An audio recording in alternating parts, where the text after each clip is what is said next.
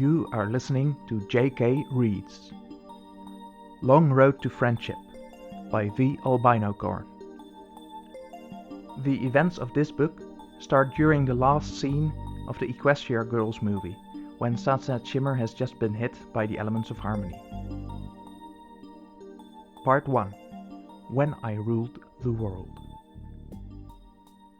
Step 1. Penance. Sunset Shimmer fell. She didn't know how long she had been falling, nor did she care. She was too lost in her own thoughts to pay much attention to it. Had she taken things too far? Kidnapping a dog, brainwashing the students of Canterlot High, attempted murder. Part of her wanted to say yes. She had gone too far with that last one. She wasn't a murderer. She had also said she wasn't a monster. But the demon she had been just moments before proved otherwise. Did she feel any regret for her actions? Why should she? The crown should have been hers in the first place. She should have ruled Equestria. She should have been a princess, not perfect Twilight Sparkle. Besides, she, Sunset Shimmer, had lost, hadn't she? Why should she feel any regret? The only thing she regretted was losing. Sunset wanted to scream. It wasn't fair. It just wasn't fair. She had taken the element of magic and wielded it tremendous power. Yes, she had turned into a demon, a part that still unnerved her when she thought about it and the pain she had endured during the transformation, but she had gained ultimate power. And she had still managed to lose. Beaten by Twilight Sparkle and her miserable friends, and shot down by the elements of harmony. Now she was falling through a white limbo. It was bright and surprisingly warm, and around her she could hear almost a heavenly hum. Like the most talented singer in existence was warming up their voice. Hearing it strengthened the small piece of regret sitting deep in her heart. Had she been wrong? Was there really some worth behind friendship? Some unknown majesty she couldn't see? Nonsense. Who needed friends when you could have power? Sunset finally hit something solid, but could see nothing beyond the radiant light. It was as if the light itself had solidified and became an invisible floor beneath her. "Hello?" Sunset called. It echoed around her, and Sunset clenched her fists at how feeble it sounded.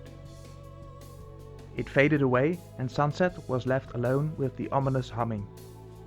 She had no idea where she was, but she was getting a horrible feeling that she could very well be dead. Can the elements do that? Can they kill someone? She thought.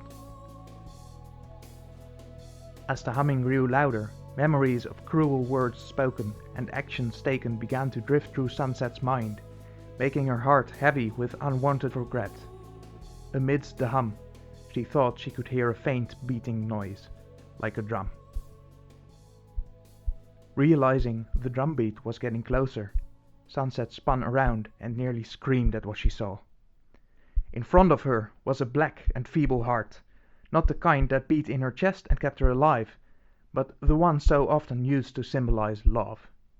It pulsed at such a slow rate, Sunset thought it might stop at any moment. Red cracks ran across the surface, looking like rivers of magma across an ash-covered field. It was one of the ugliest things Sunset had ever seen. "And it is yours," a voice, or rather several voices, said. They surrounded Sunset from every angle and sounded like a heavenly choir. She now knew the source of the humming. "What do you mean, it's mine?" Sunset asked warily. "Sunset Shimmer, we have seen your heart, and this is it. You've rejected friendship for so long and instead held on to hate. You've been cruel, arrogant, selfish, and power-hungry. This is what your heart has turned into." Sunset took a step back from the blackened heart. "So?" She cleared her throat, trying to hang on to her false bravado. But standing in front of her heart, even that was fading. "I don't need friendship. I've gotten by on my own. Sunset Shimmer, your rejection of friendship and drive for power has nearly destroyed the balance of two worlds. Do you honestly feel nothing? Sunset crossed her arms and turned her nose up, ignoring the tears forming at the corners of her eyes. Why should I? I lost, didn't I? What does it matter what I feel? She uncrossed her arms and pointed into the air. And who are you to judge me anyway? In essence, we are the spirits of the elements of harmony. We have every right to judge you, Sunset Shimmer. You, who abused the element of magic and threatened the coup of Equestria. Sunset swallowed a lump in her throat. That's where she was. Some limbo where the elements could put her on trial. She dug her nails into her palm to stop herself from shaking. All right, so maybe I stepped out of line a bit. What are you going to do with me? Your heart is one of the bleakest we have ever seen, and you show little remorse for your actions. Even more so, you continue to reject friendship. Well, what do I need friends for anyway? Sunset shouted. They've never done anything for me. They don't serve any purpose. The only thing they're good for is when I need something from them. There was a drawn-out moment of silence before the voices spoke again. Very well, Sunset Shimmer. If that is how you feel, then our punishment stands as thus. Sunset yelped and grabbed the sides of her head as every memory of her acts of cruelty came flooding in at once. Every time she had used someone, every time she had abused someone, all of her cruel deeds and betrayals came rushing in at once, bringing her to her knees. An image of the demon she had become flashed between each memory, burning itself into the back of her eyelids. She fell onto the unseen floor and began to sob. The pain she had caused so many, crushing her black heart into dust. In between the noise of the memories and her sobbing, Sunset could barely hear the spirit speaking. You shall live with our penance until the last shard of hatred leaves your heart and you learn to truly accept friendship with no thought of self-gain. Until you can learn to love others above yourself, you shall be at their whim and mercy, aiding them whenever they ask for it, and telling them only the truth. The words sounded distant in Sunset's ears, fading away just like the light that had previously surrounded her. She found herself no longer in the realm of the elements. Instead, she was lying face down in the dirt, her clothes tattered and her body covered in scratches and bruises. Raising her head, she saw that she had ended up in a large crater. Twilight Sparkle stood over her on the edge, looking more disappointed than angry. You will never rule in Equestria. Any power you may have had in this world is gone. Tonight, you've shown everyone who you really are. You've shown them what is in your heart. Sunset began climbing out of the hole, her stomach rebelling at the sudden movement. Perhaps it was another after effect of being hit by the elements of harmony. She collapsed at Twilight's feet, vision blurred by tears. She had never felt so horrible in her entire life. Being forced to relive her past actions had left Sunset with the one feeling she thought she would never experience: remorse.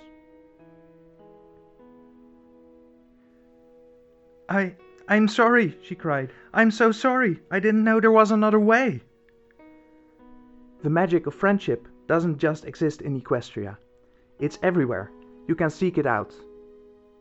Twilight sighed and turned away. Or you can be forever alone. The choice is yours. But all I've ever done since being here is drive everyone apart. I don't know the first thing about friendship. Twilight knelt down and took Sunset's hand, helping her out of the hole and to her feet. She pointed at the 5 girls standing off to the side. I bet they can teach you. Applejack, Rarity, Pinkie Pie, Fluttershy and Rainbow Dash all gave her various degrees of smiles, with Pinkie's being the largest. Really? They'd want to be my friends after everything I've done? She didn't get a chance to ask Twilight, Everyone had moved along to watch Principal Celestia return the element of magic to Twilight before they all went back to the gym to finish their dance, leaving Sunset alone. Even Snips and Snails seemed to have vanished. Skirting around the crater, Sunset made her way to the demolished entrance of the school building. Part of her was amazed that she had been able to do that. She hadn't casted magic like that since she had been a pony. She leaned against the crumbling stones and sighed. What was she supposed to do now? She looked up at the statue that secretly housed the portal to Equestria. She could run away, escape back home and live out her life in exile there. No. If she went back, she would chance facing Celestia's wrath. Sunset had completely disobeyed her by jumping through the mirror, not to mention stealing Twilight's crown. There was nothing left for her there. But there wasn't much left here either. Behind her, she could hear the steady beats of the music Final Scratch blasted out of her stereo system. She could hear the students laughing and talking and enjoying their fall formal. I almost robbed them of that just to further my own plans. Sunset groaned and pressed her head against the concrete. Now she knew why she had never felt regret before. It was the worst feeling in the world. From one of the hallways came footsteps and the sound of squeaking wheels. Sunset turned and saw Vice Principal Luna escorting Snips and Snails. They pushed a wheelbarrow filled with bricks, mortar and push brooms in front of them. Luna stopped and handed Sunset a spade. Well, Mrs. Shimmer, it looks like you have a long night ahead of you. Sunset gaped at her. You can't seriously expect me to fix all of this? Luna just waved the spade in front of her. Sunset snatched it and growled. Her feelings of regret were slowly eroded away by feelings of annoyance and anger. She watched Luna walk back towards the gymnasium while Snips and Snails began to sweep the steps clean of rubble. Trading the spade for the third push broom, Sunset began to sweep as well, deciding to do the easiest work first. She had only been working for a few minutes when the sound of giggling reached her. Twilight Sparkle and her 5 friends filed out of the gym and headed for the statue. They stopped at the base to trade hugs and exchange one last goodbye. This is my last chance. Sunset looked up at the pale moon. I could run in after her, or... When she looked back, Twilight and her dog Spike had already slipped through the granite surface of the statue, making their transition back to Equestria. Pinky ran to try and catch up, but she was met with a solid surface instead. The portal was closed. Oh, bummer, Pinky pouted. Sunset shared in some of Pinky's disappointment. Part of her had wanted to go home. Now she was stuck here for at least another 30 moons. Well, I must say, that was certainly an experience, Sunset heard Rarity say. Yeah, I reckon something like that was once in a lifetime, Applejack said. Do you think we'll ever see her again? Fluttershy asked.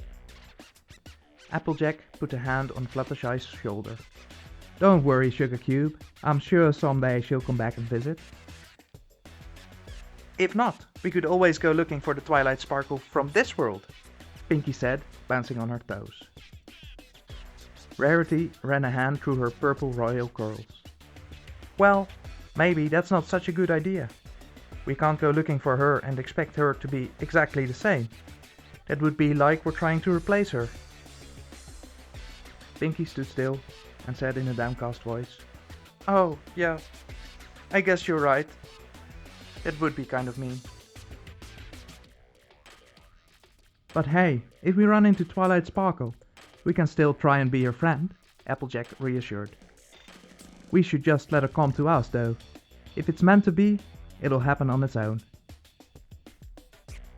There was a long pause before Rainbow Dash said, So, what do we do about Sunset Shimmer?